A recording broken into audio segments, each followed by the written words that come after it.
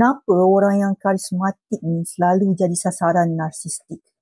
Pertama, orang yang berkarisma ni ada sesuatu yang jarang dimiliki oleh orang lain, iaitu tenaga yang buat orang rasa tenang, keyakinan yang tak memaksa orang dan kehadiran yang buat orang rasa selesa.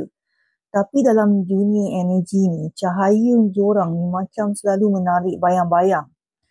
Narsistik ni tertarik pada individu yang ada value, berkarisma, bukan sebab suka, tapi dia rasa macam dia lapar.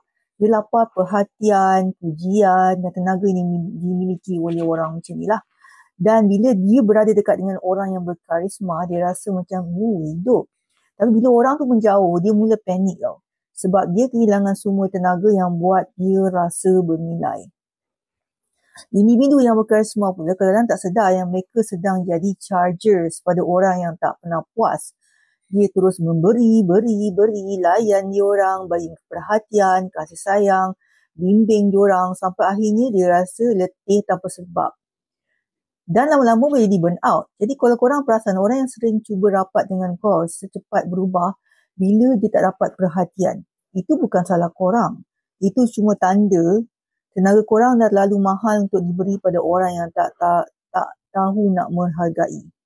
Karisma sebenar bukan tentang mempengaruhi orang lain, tapi tentang tahu siapa yang layak berada dalam ruang energi korang.